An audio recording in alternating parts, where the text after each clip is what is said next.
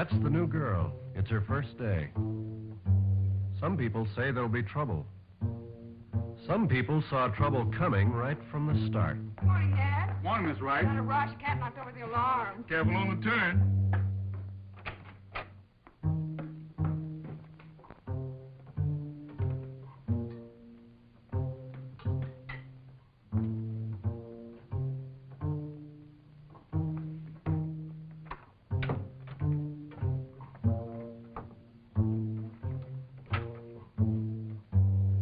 Office management begins at home. You're late. Guilty, sir. You'd better hurry. My coffee's probably getting cold. No wonder I love to get up in the morning. I've got such a nice boss to look forward to. Incidentally, did you see the urgent note I left on your pad last night? Top policy meeting at 9:15? Yes. Mr. Dennis got back from Washington late yesterday, and he called the meeting after you'd gone. Thanks. This must be the new government contract. Was there any explanation? I tried to finesse some information from his secretary, Beth. But she's as informative as a quiz program. Okay, I better get going. Have some hot coffee waiting for me. Yes, sir. Good office management begins at home. They'll quit. First one, then another. Whatever they do, they're going to make hell for that first Negro girl you put on the payroll. Look, Mark, we're not walking into this blindfolded. Now, Todd doesn't pay me to manage personnel so that personnel can run the plant the way it wants. What does that mean? That you're going to sit behind every secretary with a gun in her back? It means we can put this new policy through without trouble. Now, of course, we'll have to move slowly at first, no matter how badly we need them. Now you've said it. We need them, gentlemen. The Negro represents a labor force that hasn't even begun to be tapped. How about it, Kurt? Your department's been crying for help. Think we can make it work? Maybe. Works in the shop. Negro and white hands work side by side. We don't have any trouble. Well, how was it when you started? Not bad. There was a lot of talk about trouble, but the union was on our side that time. They called a meeting, and by the time they were through, there wasn't any opposition. Those were men, Kurt. They worked with their hands. How about women? Women are different. I think we're asking for trouble. Just what is it we are afraid of? Bad publicity? Money? Or we may be raising problems to hide our own prejudices? Look, Lyle, I don't think I'm a bigot. Lyle didn't say that, Mark. And I don't think I'm a man of prejudices. At least not any that I'd let interfere with profits. My department is sales. I'm mostly on the outside, and the man I sell the product to doesn't care what color the girl is who types up the bill. So because I'm on the outside, I get around. I hear stories. What kind of stories? Strikes, slowdowns? Trouble, that's all. Let's call it morale. A lot of white girls just don't want to work next to a Negro girl, whether you like it or not. Well, now I'll tell you something. I'm not running for election, and I'm not going to run scared. No 20-year-old stenographer is going to tell me how to run my business. I've just come back from Washington. I met there with the President's Committee on Government Contracts. Believe me, it was no tea party between me and the committee. They were talking business. Since when is the President's Committee running Dennis Industries? We're not talking just about Dennis Industries when we talk about this. We're talking national policy. That's not new. We've had it ever since World War II. Under the President's directive, no company can deal with the government, can get a contract, unless its policies are clearly non-discriminatory. But don't we employ Negroes on the production line? That's not enough. As long as we set up a color line at the front door of the offices, or any line for that matter, we are discriminating. Aren't we also responsible to the stockholders? We can't afford... We can afford anything our competition can. If we can't, we don't belong in business. From this meeting on, our policy will be to hire every person we need strictly according to ability. If you want to set an example, put the first Negro secretary in my office. Nope. Not on your life, Todd. And have 12 girls quit because we're giving away one of the most worked-for jobs in the organization? Now, that would be discrimination. Just the same, I feel sorry for the first girl you hire. She'd better be strong. You're right, Kirk. She's got to be hand-picked. She's got to be so likable that any white girl with a chip on her shoulder will think twice before she starts any trouble. And so efficient that any man she works for will consider himself lucky. You know, I think the announcement of policy ought to come from your office, Todd, not just from personnel. We want every single person in this outfit to know that you're behind it, down to the last typist in the pool. Every girl working here should be made to feel that she's involved in putting through this new policy. Right. Is that it? That's about it. I gotta get going. I'll go over the new policy with you, but my office.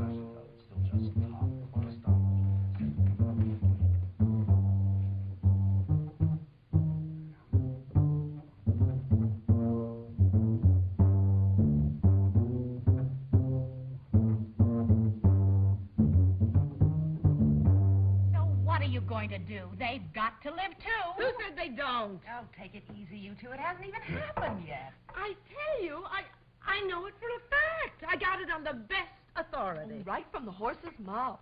Well, go ahead, laugh. Maybe you won't think it's so funny when one of them is sitting at the desk next to you, or at your desk, maybe. That I wouldn't wish on anybody. What's the joke? Some joke. The voice of doom here, spreading her usual morning cheer. Yes, and this morning she's colorblind. Very funny. She's got some very confidential information on the best authority. I tell you, it's going to happen. It sounds terrible. It is. Oh, we're all going to lose our jobs. Not so loud. I happen to need my job. Me, I'll quit first. Well, what would we do without you? Oh, probably invite my replacement down here. Marge, what's he talking about? Oh, you know Ella. She claims they're going to start hiring some Negro office help around here. So what? So if they do, I quit. You're kidding. Go ahead, Kit. You tell them. Me, they laugh at. Kit, you don't mean that. Yes, I do. Don't misunderstand me. I haven't got anything against them. Take Ned, the guard at the door, for instance. We're good friends, and I like him. But that doesn't mean that I want him or his sister working in the office with me. Girls, I don't bother them, and they don't bother me. That's the way I mean to keep it. Where are you working now, Mary? Lane's. At least I was this morning. I might not be this afternoon if I don't get back pretty soon. Mr. Graham should be free in a minute. He told you what he wants to talk to you about? All I know is he said, how would I really like to go to work? And could I drop around to the Urban League on my lunch hour? Have you any idea? Put these books away, please, Miss Thompson. I'm sorry I kept you waiting. Won't you come inside? It'll only take a few minutes. Well, good luck. Thanks. Has Miss Thompson been filling your head full of tall tales?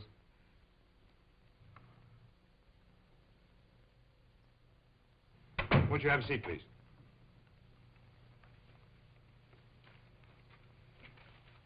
Cigarette? Let's see. You've been working in Lane since you got out of high school, right? And now you've graduated from secretarial school. Must be pretty rough working during the day and going to school at night, isn't it? I think it was a little harder on my family than on me. They had to listen to my complaining. Well, it looks like it might have been worthwhile. How would you like to go to work as a secretary at Dennis Industries? You want the truth, don't you, Mr. Graham? Oh, certainly. I'd give an eye tooth to work as a secretary. But at Dennis Industries, I'm not so sure. Oh, you're afraid maybe you're not quite good enough yet, huh? No, that isn't the reason. I'm more afraid they wouldn't want me at Dennis. Well, someone does. They called me. I didn't call them. Mr. Graham, we're not talking about anything that's secret. They've never hired a Negro girl. Everyone knows that. It's not that they discriminate. It's just that they don't hire us. Maybe things are changing, Mary. Don't misunderstand. Oh, I'd love to work at Dennis. And I do want a job as a secretary. And I could handle it. I know you could. I've checked your records. You have every qualification you need.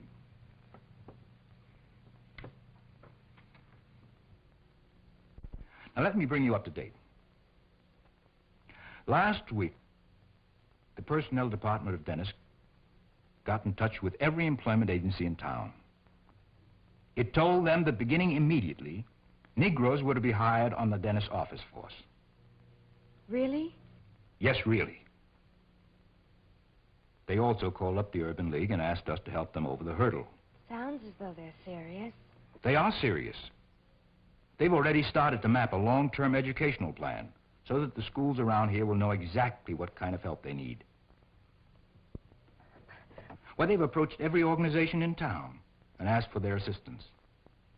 This could be a tremendous step forward.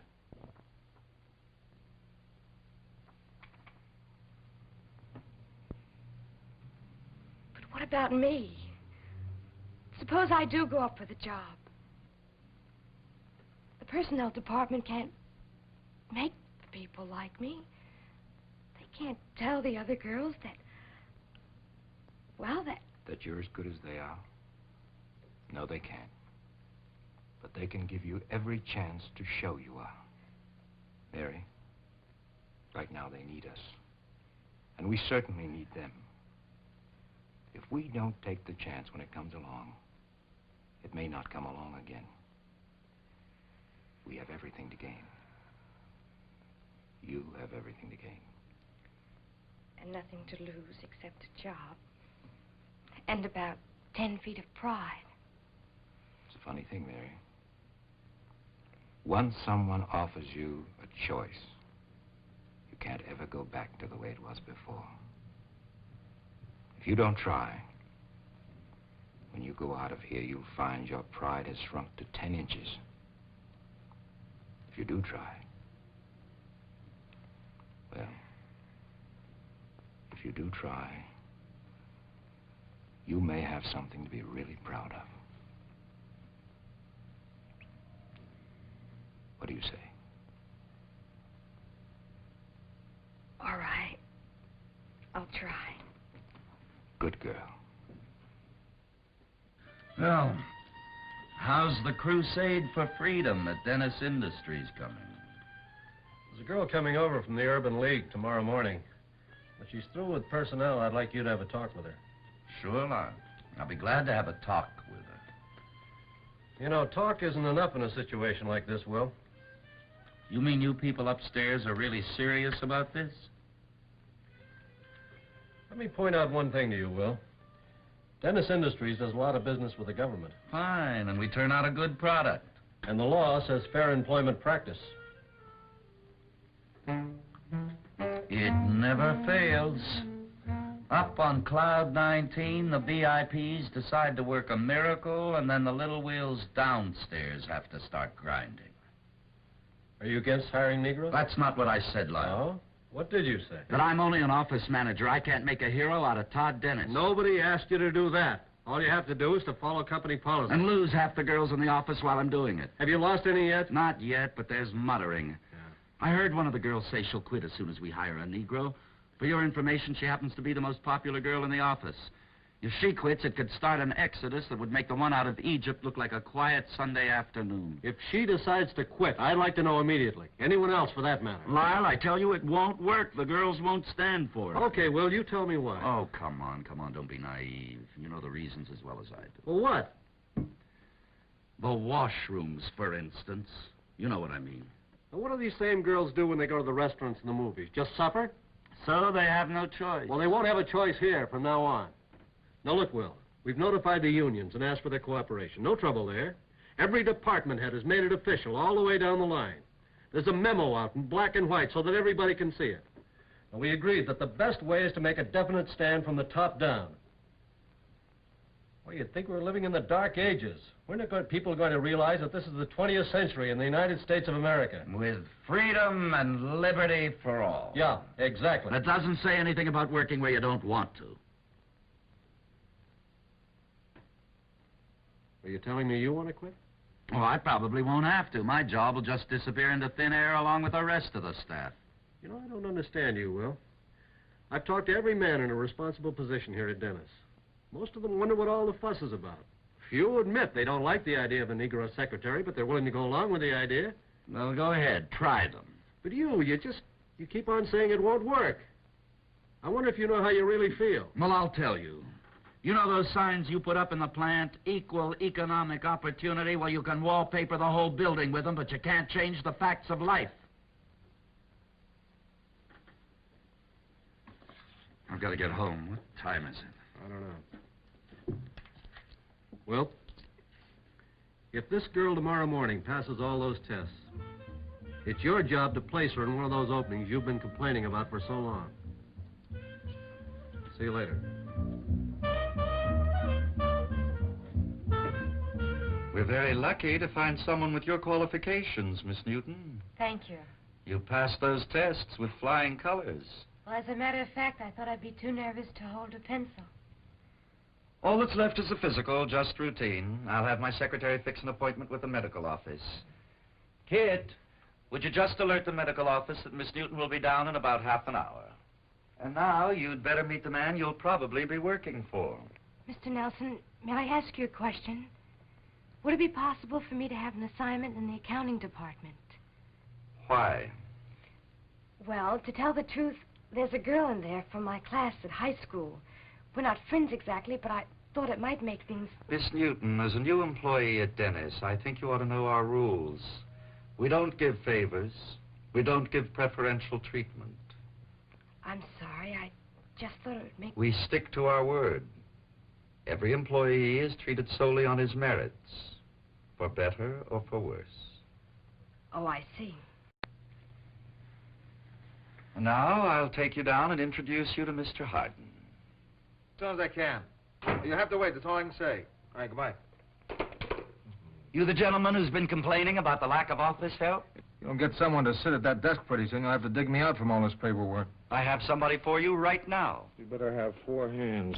She's 22, graduate from secretarial school, honor student, conscientious, loyal, eager to work.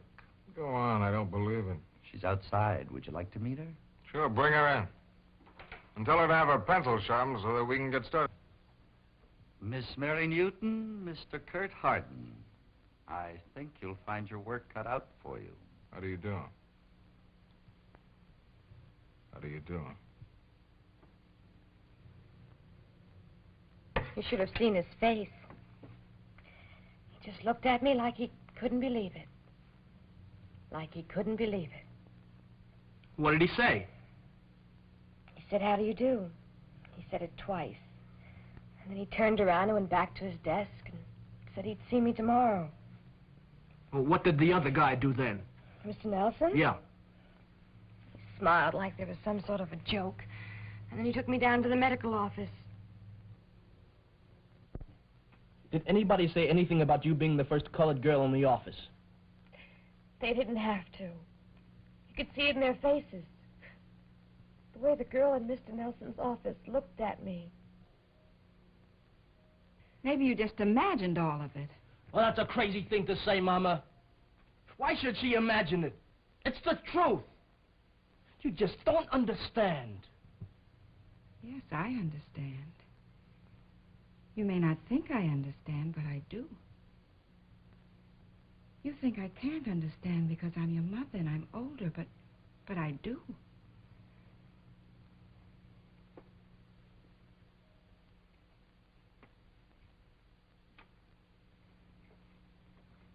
What you're going through isn't new. When I was a young girl, I had to leave high school to get a job. I would have given anything to work in a shop, but it just wasn't done where I lived. Nobody ever heard of a nigger working in a shop where white girls and white women came in to buy things. So I got a job cleaning house. And I cleaned house and cried at nights until I got married. Maybe my mother had something she wanted very bad and couldn't have and cried about all night. I don't know. But now I have you children. And I've watched you grow up and finish school. And now Mary's working in a shop and crying her eyes out because she can't work in an office. Well, maybe she can work in an office. And if she can, I don't want to see her throwing away the chance because she's afraid. Maybe those people hate her. Maybe some of them do. And maybe she's imagining a lot of it, dreaming up trouble to hide her fears. And if this is the way it is, then she's got to find out. And the only way to find out is to go to work tomorrow. Or else...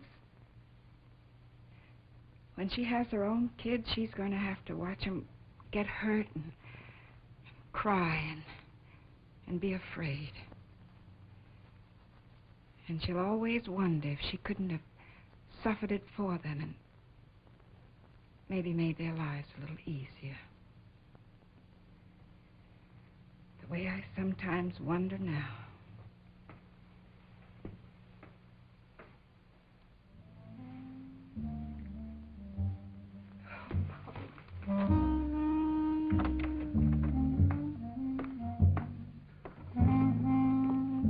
Good morning.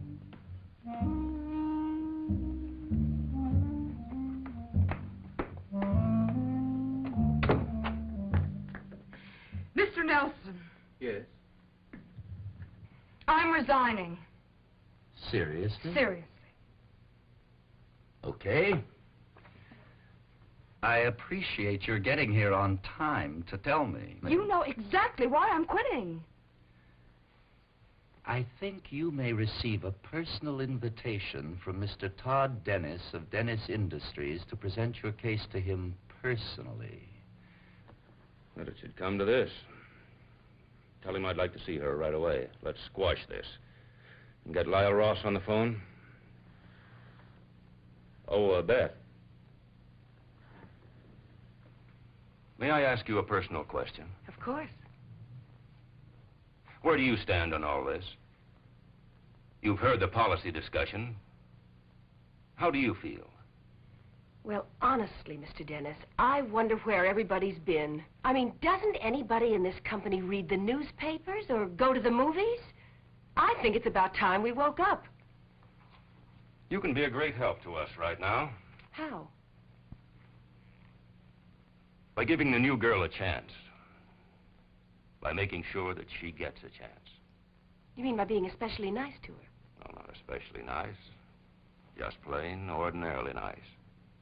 Common, garden variety nice. You have a certain amount of prestige here. Use it.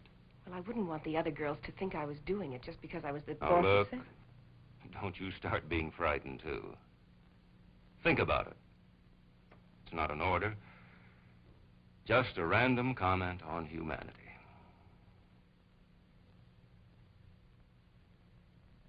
I'm sorry you want to leave, Miss Wright. Up to now, you've been an asset to the company. I'm sorry, too, Mr. Dennis. Up to now, I've enjoyed working here. I suppose you'll be looking for another job. In a plant that doesn't hire Negroes, of course. In a plant that doesn't hire them to work in the office with me. Well, that's going to be more and more difficult. I think you understand my position. I know your position. I don't understand it. It's not difficult to explain. I know. I've heard it all before. Surely you don't expect us to adjust our policies to meet your approval? Frankly, I'd rather not work than to work under your new policy. Rather not work.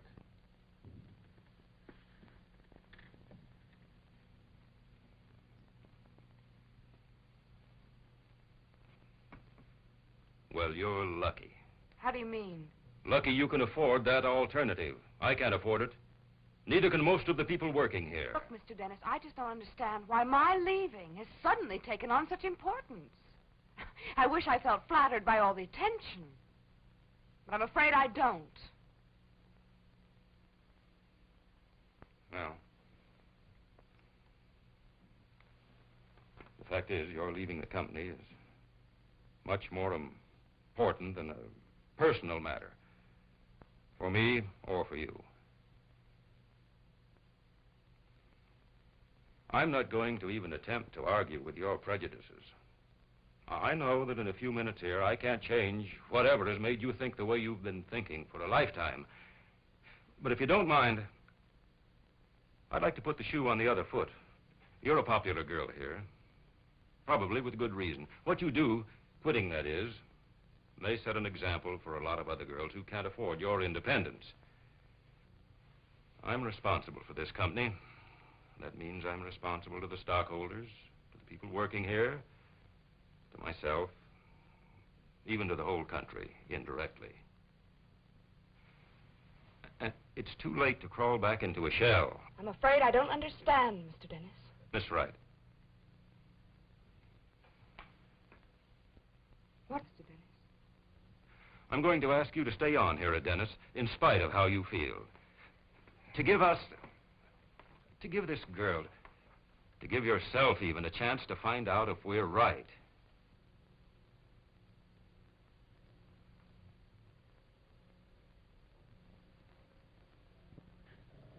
You're putting me in a pretty tough spot, Mr. Dennis. Well, it may not be as tough as you think.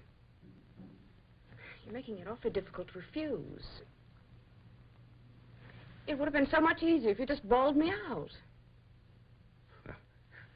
This is something that has to be handled reasonably. Will you give it a try? I think it's only fair to warn you.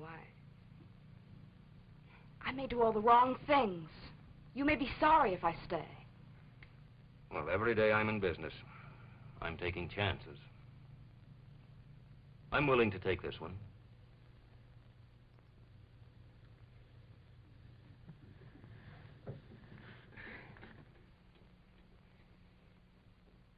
I'll think about it, Mr. Dennis. I will say this, though. It's the first time I've stopped to think about it at all. Thank you.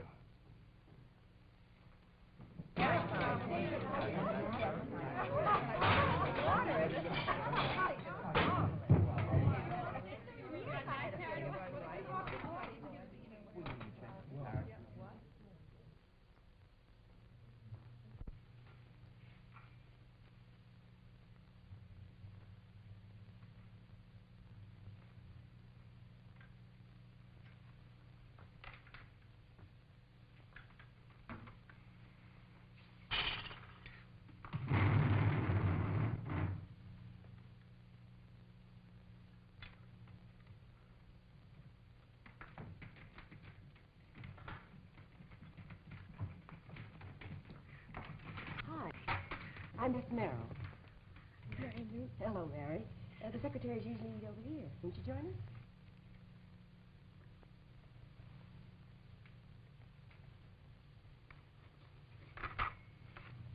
I'll give you a hand. Everybody, this is Mary Newton. Joan. Marilyn. This is Kit Wright.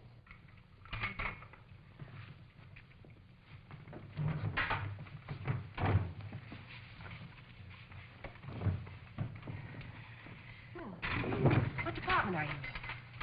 Production department. Work for Kurt Arden. Oh, yeah. Kurt Arden. There was no mass walkout. No one quit. A few girls even tried to help out.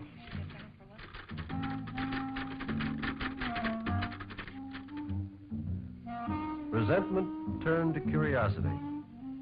Then curiosity became interest.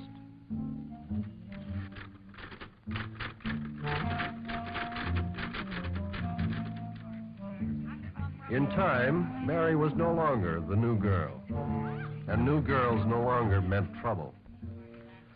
So we all settled down again to the difficult business of making a living.